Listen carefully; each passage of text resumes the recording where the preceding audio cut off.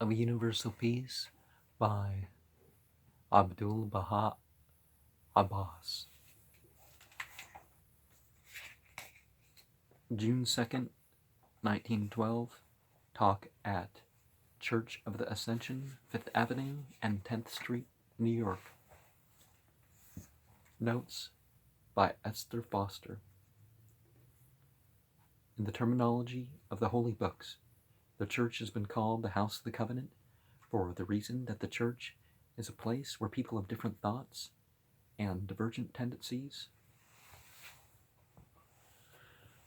where all races and nations may come together in the covenant of permanent fellowship.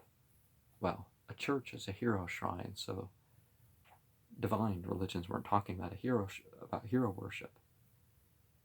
They were talking about a political community, a house of worship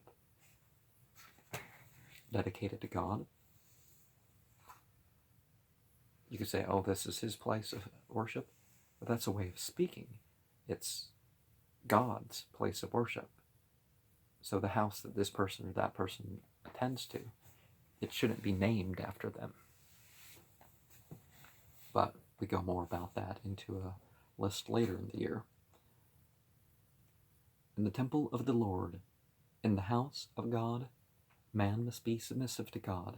He must enter into a covenant with his Lord in order that he shall obey the divine commands and become unified with his fellow men.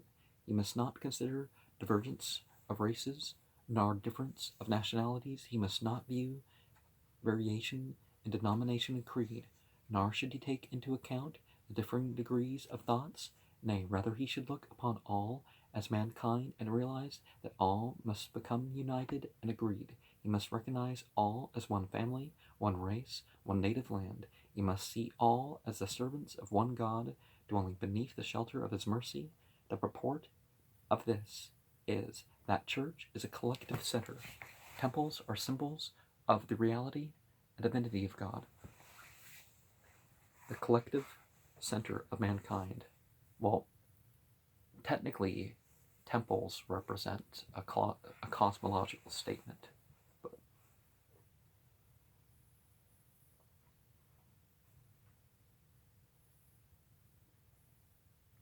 consider how, within a temple, every race and people is seen and represented. All are in the presence of the Lord, covenanting together in a covenant of love and fellowship, all offering the same melody, prayer, and supplication to God. Therefore, it is evident that the Church is a collective center for mankind. For this reason, there have been churches and temples in all divine religions, but the real collective centers are the manifestations of God, of whom the church or temple is a symbol and expression. That is to say, the manifestation of God is the real divine temple and collective center of which the outer church is but a symbol, say the universe. Recall the statement of Jesus Christ in the Gospel. Addressing Peter, he said, "Thou art Peter, and upon this rock I will build my church." Well, the word's not church, and where you put the comma matters.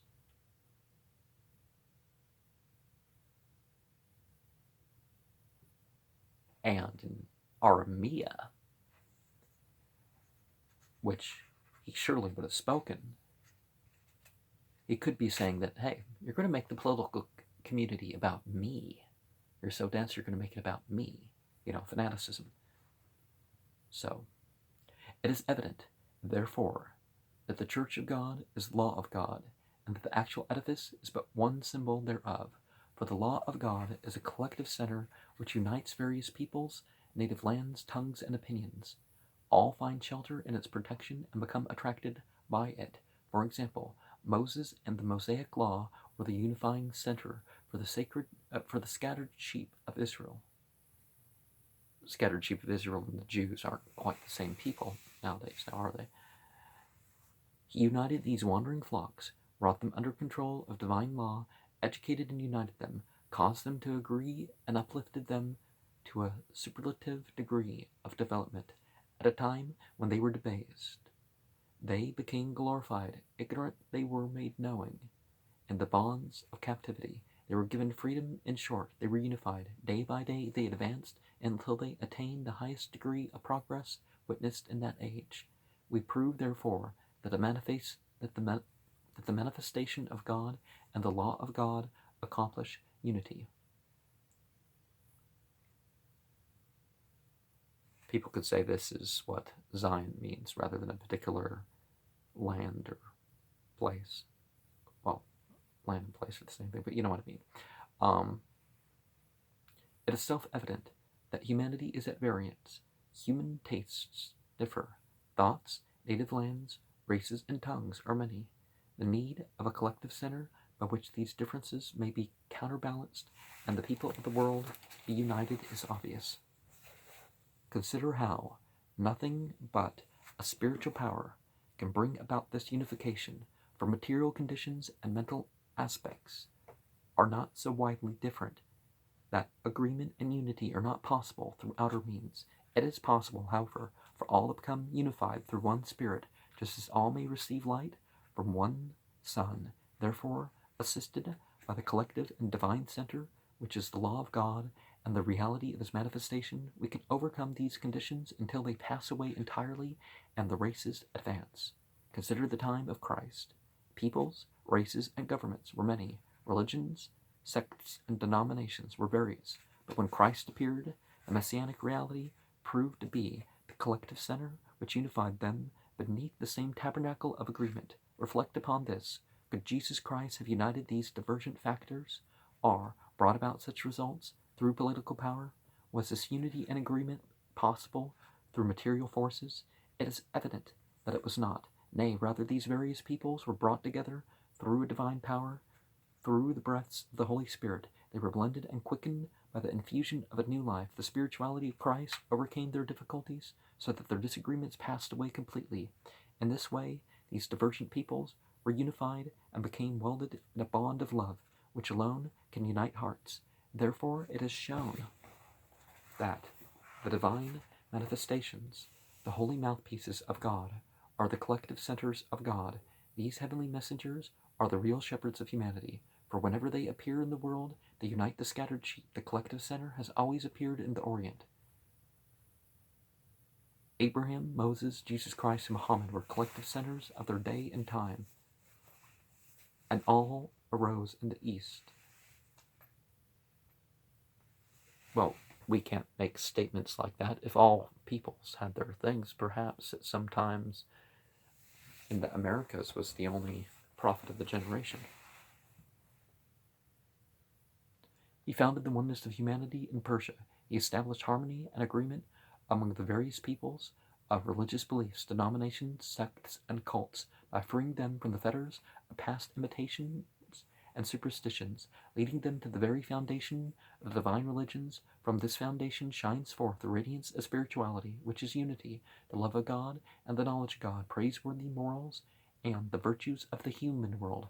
Baha'u'llah renewed these principles, just as the coming of spring refreshes the earth and confers new life upon all phenomenal beings, for the freshness of the former spring times had waned, the vivification had ceased, the life-giving breezes were no longer wafting their fragrances. Winter and the season of darkness had come. Baha'u'llah came to renew the life of the world with this new and divine springtime, which has pitched its tent in the countries of the Orient.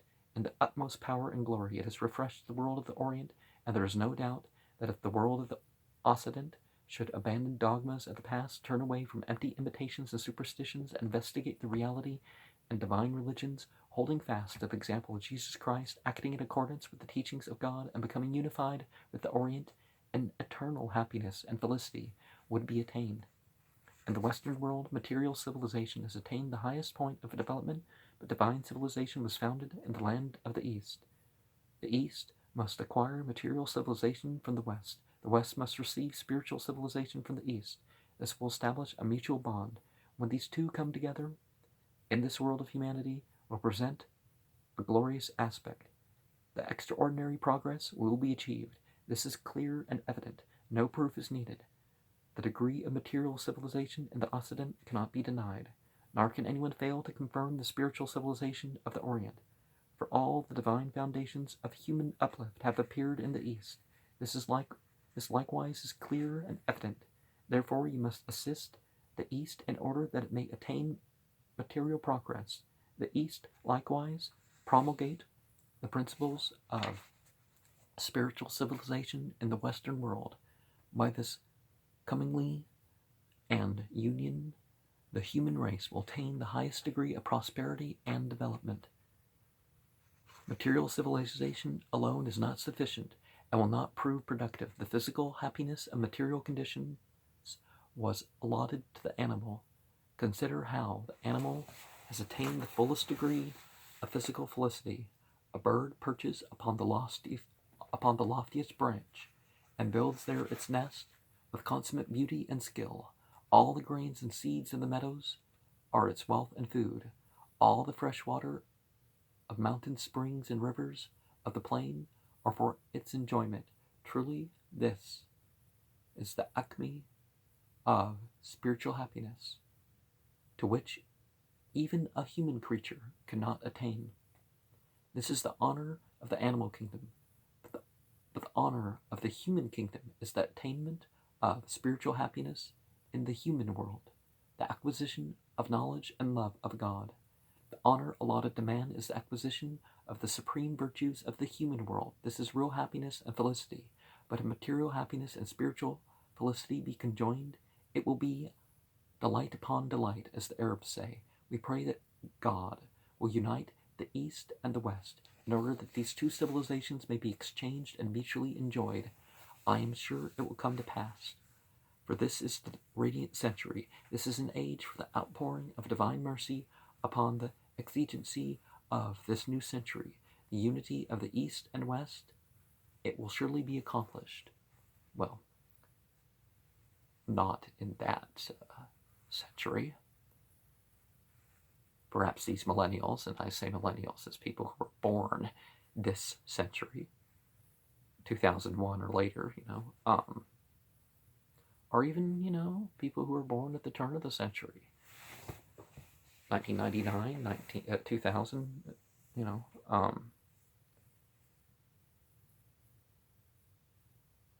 but no, not 1999, that was last. But 2000 was also last century, so.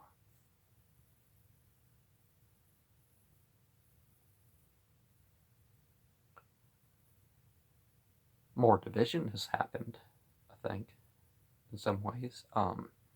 Question: what is the status of woman in the Orient? Answer: the status of woman in former times was exceedingly deplorable, for it was the belief of the Orient that it was best for woman to be ignorant.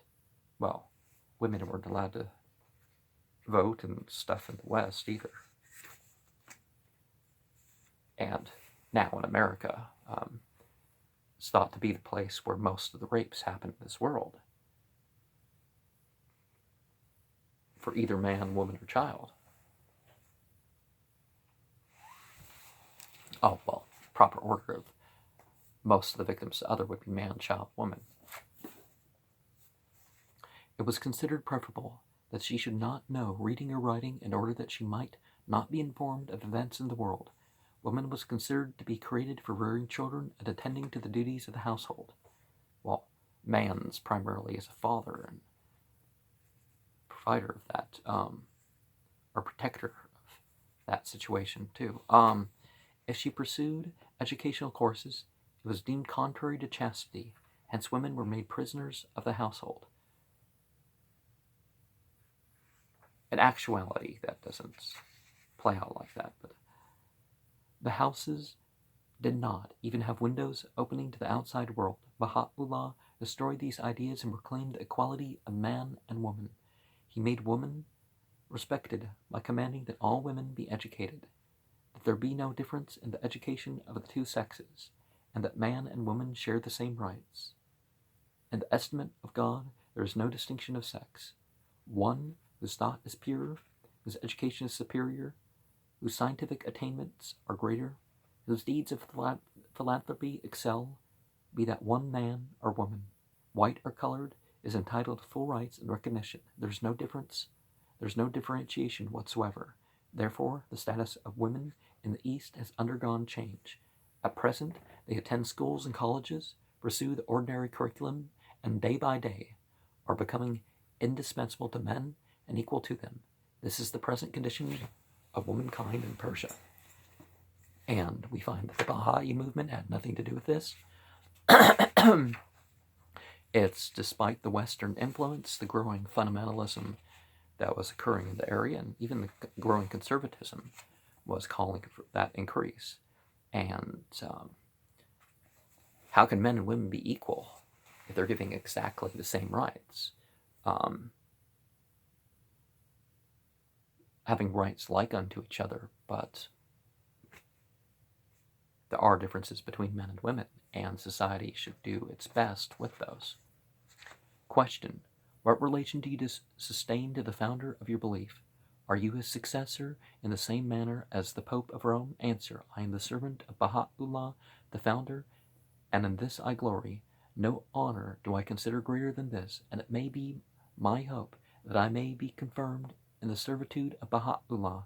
This is my station. Question: is it not a fact that universal peace cannot be accomplished until there is political democracy in all the countries of the world? Answer: it is very evident that in the future there shall be no centralization in the countries of the world, be they constitutional in government, republican, or democratic in form.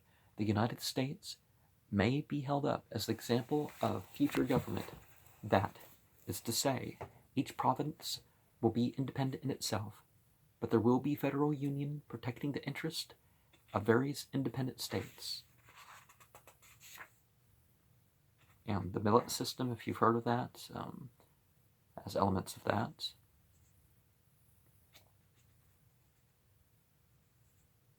It may not be a republican or democratic form. To cast aside centralization, which promotes despotism, is the exigency of the time. This will be productive of international peace. Another fact of equal importance is the bringing about international peace is women's suffrage. That is to say, when perfect equality shall be established between men and women, then the voting ages won't be exactly the same, will they? Why should women hit puberty and not be able to vote, but men, as soon as they hit puberty, be able to vote? Or women be further along? You know, that sort of thing. Peace will be realized for the simple reason that womankind in general will never favor warfare. Yeah, they kind of do too. Women will not be willing to allow those whom they have so tenderly cared for go out to the battlefield. If they agree with the cause, they would consider it dishonor for their offspring to not take part when they could. Another factor, or worse than dishonor even, another factor which will bring about universal peace is the linking together of the Orient and the Occident. Question: what is your belief about reincarnation? The subject of reincarnation has two aspects. One is that which the Hindustani people believe, and even that is subdivided into two: reincarnation and metempsychosis. According to one belief, the soul goes and then returns in certain reincarnations. Therefore, they say that a sick person is sick because of actions in a previous incarnation, and that this is retribution. The other school of Hinduism believes that a man sometimes appears as an animal, a donkey, for instance, and this is retribution for past acts. And you could say that the reference to a punishment in the afterlife could be represented by these terms. I'm referring to beliefs in that country, the beliefs of the schools. There's a reincarnation of the prophetic mission. Jesus Christ, speaking of John the Baptist, declared he was Elias.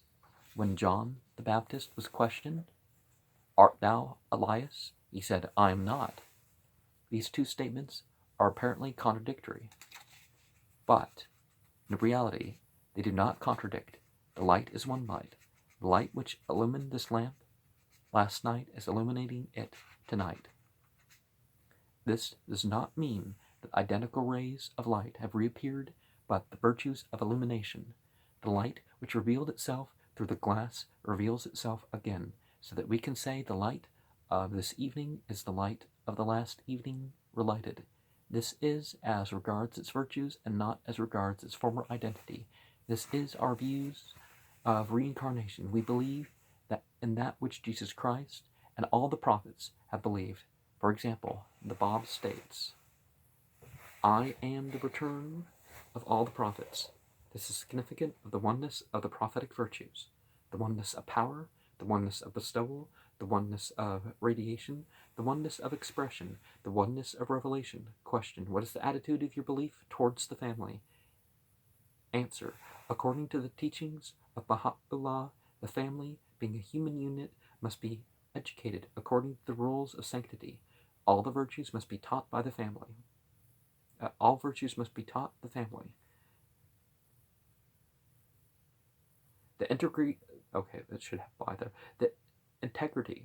of the family bond must be constantly considered, and the rights of the individual members must not be transgressed. The rights of the son, the father, the mother, none of them must be transgressed. None of them must be arbitrary. Just as the son has certain obligations to his father, the father likewise has certain obligations to his son.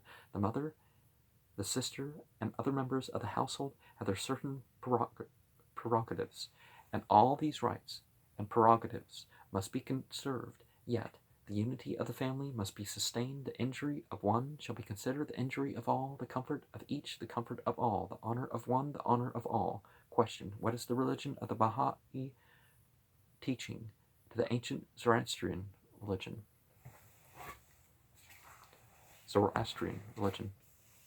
Mazda Yasnaha Zarathustra. The religions of God have the same foundation, but the dogmas appearing later have differed. Each of the divine religions has two aspects. The first is essential. It concerns morality and development of the virtues of the human world. This aspect is common to all. It is fundamental. It is one.